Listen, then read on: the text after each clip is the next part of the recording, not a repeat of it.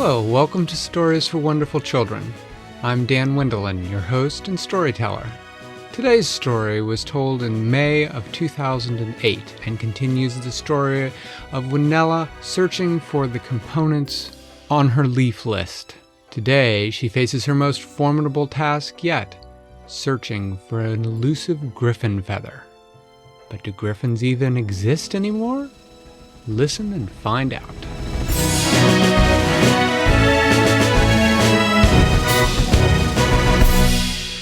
Winella sat in her room.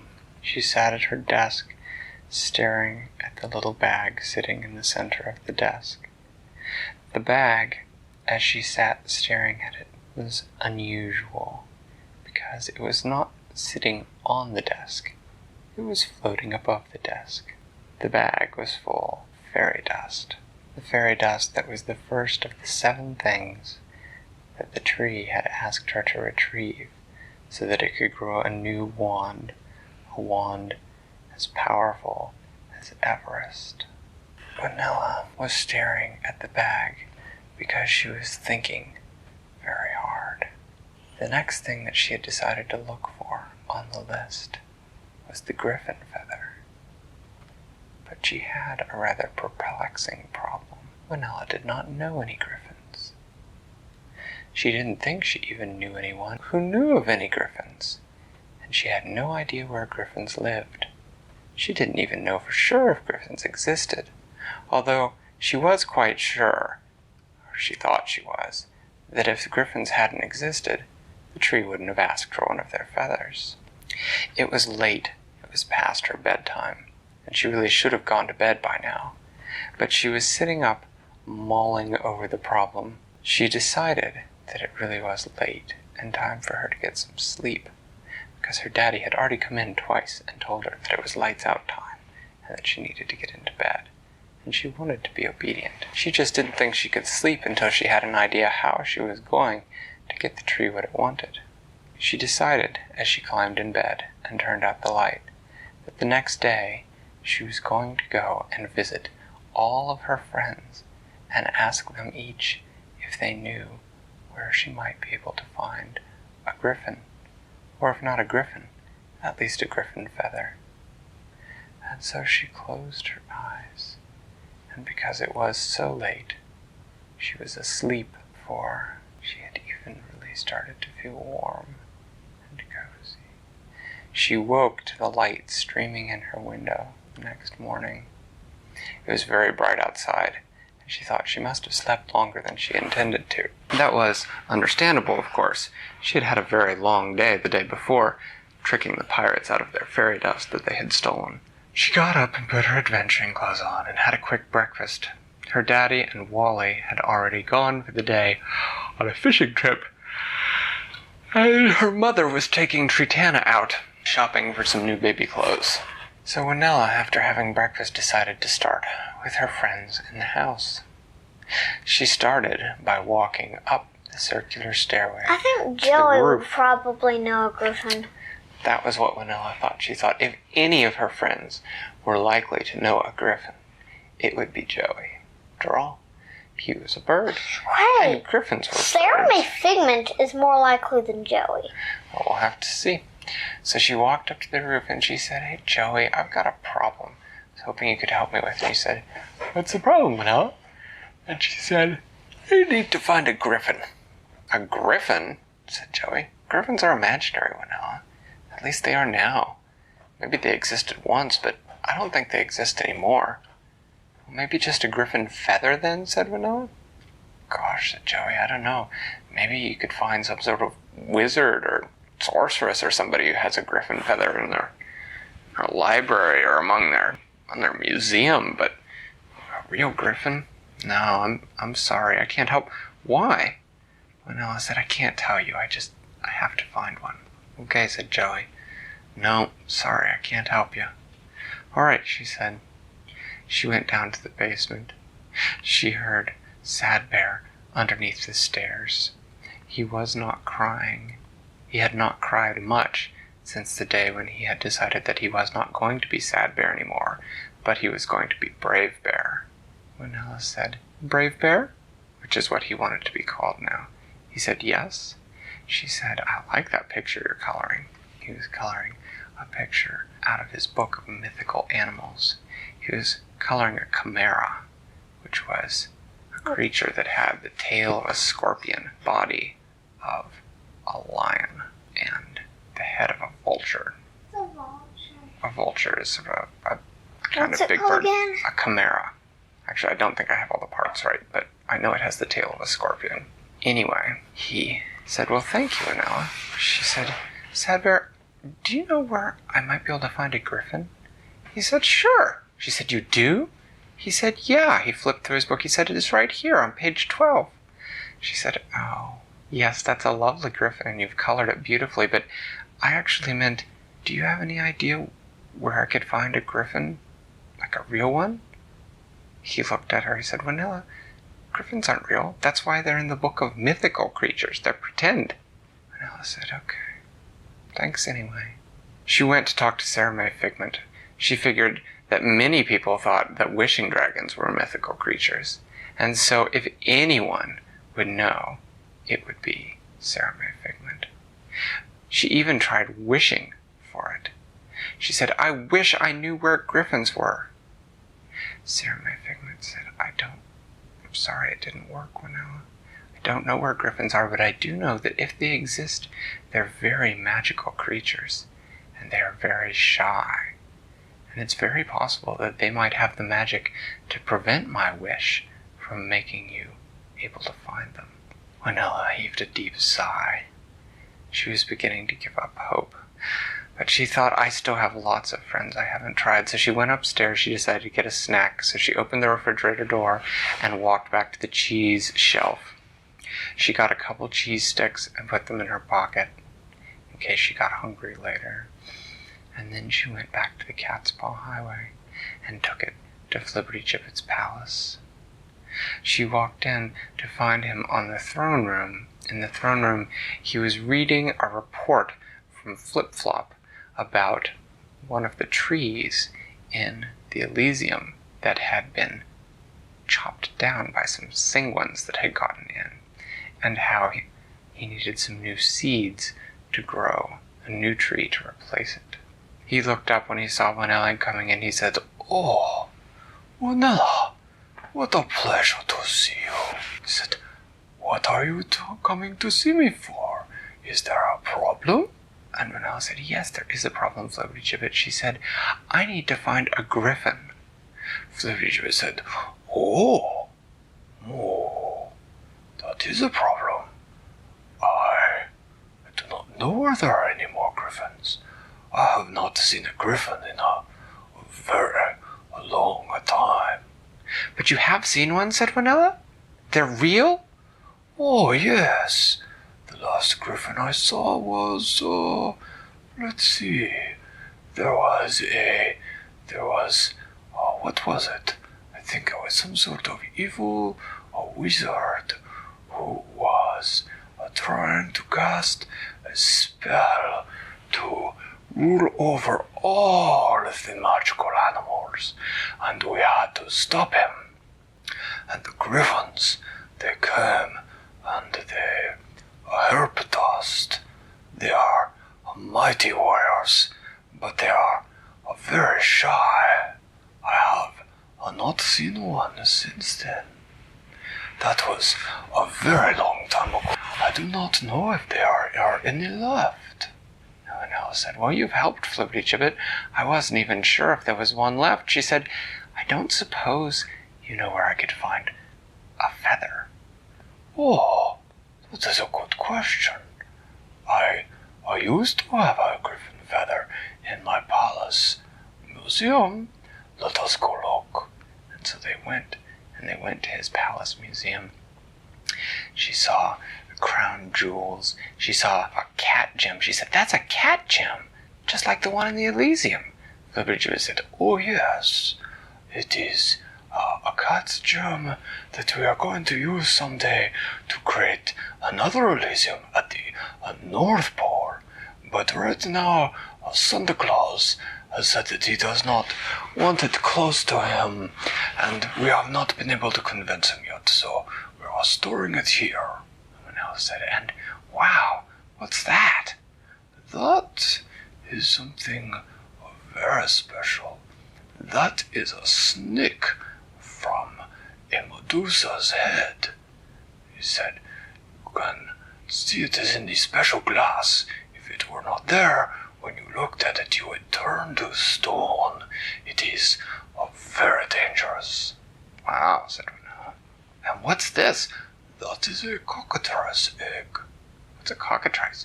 It is a rooster. A sort of kind of rooster. Anyway, if you look at it, you will turn to stone. You have a lot of things that make people turn to stone, don't you? It's a hobby. Some people collect thimbles. I like to collect things that turn people to stone. All right, said Winella. Me, I like collecting coins. Oh, that is a good hobby. Maybe someday I will take that up instead. It's definitely much less dangerous. Yes, said Winella. She said, wow, I know what this is. Yes, that is a unicorn horn. What happened to the unicorn? Said Winella. Oh, he was finished with it. They grow new horns every 5 years, and this will not fall off, and so he gave it to me as a present. Well, said Winella. They came to another spot. She said, what was supposed to be here? Oh, dear. That was the griffin feather. I do not know what has happened to that. I will have to have the curator of the museum look it up. And so they called a cat, a very old cat with a lot of gray hair. And the cat looked it up in a little cabinet that had a list of everything that was in the museum and where it was. He said, yes, Lord Flibbertigibbet, it was loaned out to the Queen of the Dark on another planet, and on its way back there was a problem, and they had to bail out of the rocket ship, and it exploded, and the griffin feather was destroyed. Oh, yes, I remember that now. Oh, that is a shame. Winella needs the griffin feather for... What do you need the griffin feather for, Winella? I'm sorry, she said. I can't tell you. It's a surprise. Oh, I like surprises. Yes, she said. Well, thank you anyway. I'm going to go ask the fairies now. All right. I will see you later. And Winella did. She went and she visited the fairies, and none of them knew where she might find a griffin or a griffin feather. She then started visiting princesses. She visited Snow White. She visited Sleeping Beauty. She visited Mulan. She visited Cinderella. And she could not find any of them who even knew whether griffins were real. And so finally she was so tired, she decided to go home. When she got home, she saw a note from her mommy that said, Winella, you can go over to your grandma's house for dinner if you want. Or you can go to Tracy's house, but we won't be home for dinner. Winella thought about going to her grandma's house, but she knew that it was Thursday night, and on Thursday night, her grandmother served casserole, which everybody seemed to love except Winella, who had never really found that she liked casserole. And she knew that Tracy, on Thursday night, always went out to eat. And so she thought. And she realized that she had been once to Rebecca Recheetah's house on a Thursday night. And at Rebecca Recheetah's house, they always had beef. And Winella loved beef. So she went in the house and she called Rebecca Recheetah and asked whether it would be okay if she came for dinner. And Rebecca Recheetah said, only if you sit at the place between Diana and I, because we both like to sit next to you. And Winella said, all right. And so she went to Rebecca Recheetah's house, and she was sitting there at the table at dinner, and she was talking to Diana about how Diana had turned 4 and could climb walls now. Winella thought that was so cool, and she had Diana show her, and Diana climbed up one wall and across the ceiling and down the other wall. And then she was talking to Rebecca Recheetah, and they were sharing adventures, and Winella told Rebecca Recheetah all about the things that she had done recently, and about how she had gone to Technol and discovered that her ceiling fan was actually a kind of robot.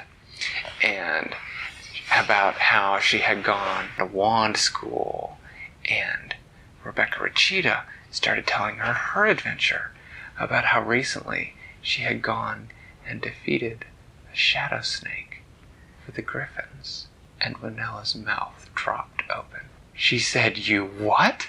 "Yeah, this gryphon came, and they had this problem with this super fast shadow snake that was stealing their eggs, and they had me come and stop them." And Winella said, "You have met a gryphon?" And Rebecca Recheetah said, "Yeah, it was cool. I got to ride on his back." Winella said, "That is awesome." And Rebecca Recheetah said, "Yes, it was my best adventure yet, I think."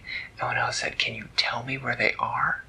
And Rebecca Recheetah said, "No, I can't tell you where they are." And Winella said, "Oh."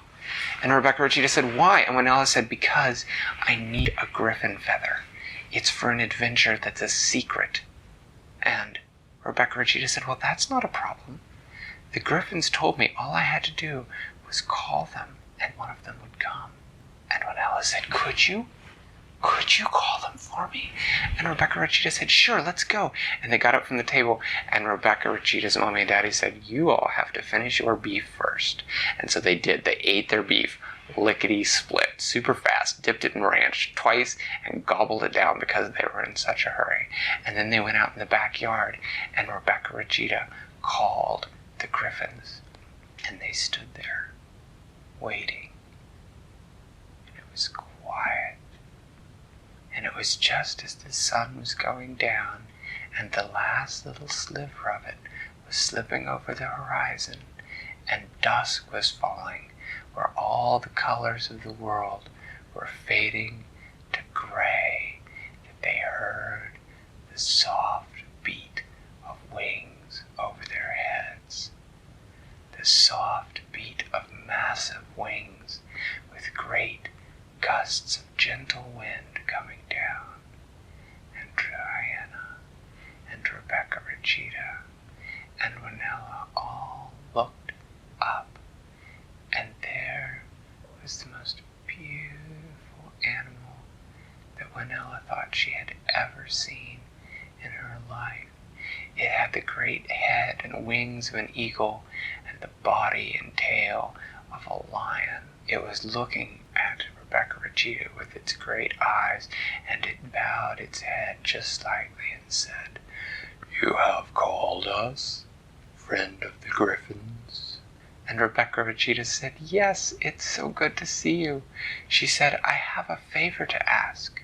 "Name it, friend, and it will be yours if it is within our power." "This is my friend Winella." "It is a pleasure to meet you."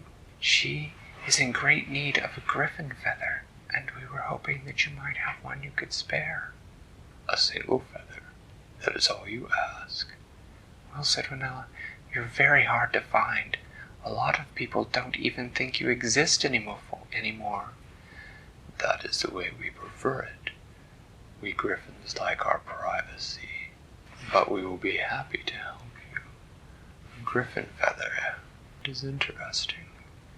Our feathers were once prized among the makers of wands for making the most powerful and magical of wands. Are you a wand maker, Winella?" "No," said Winella, "not exactly." "Can you tell me what you want my feather for?"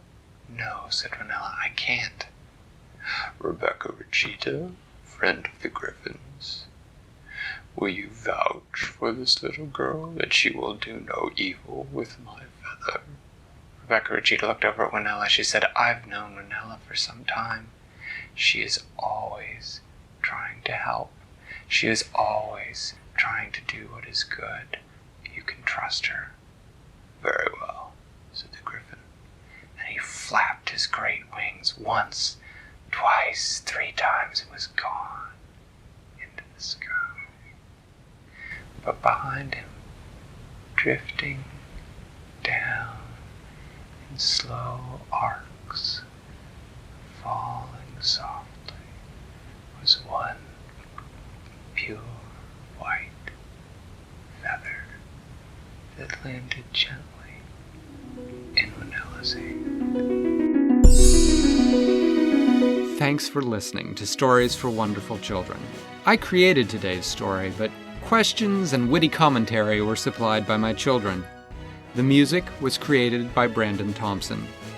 Your reviews and personal recommendations are the main way that new listeners find the show, so thank you for spreading the word. I'd love to hear your feedback, so feel free to get in touch via email or social media, which are listed in the show notes. Until next time, I'm Dan Wendelin, reminding you to tell someone you love a story.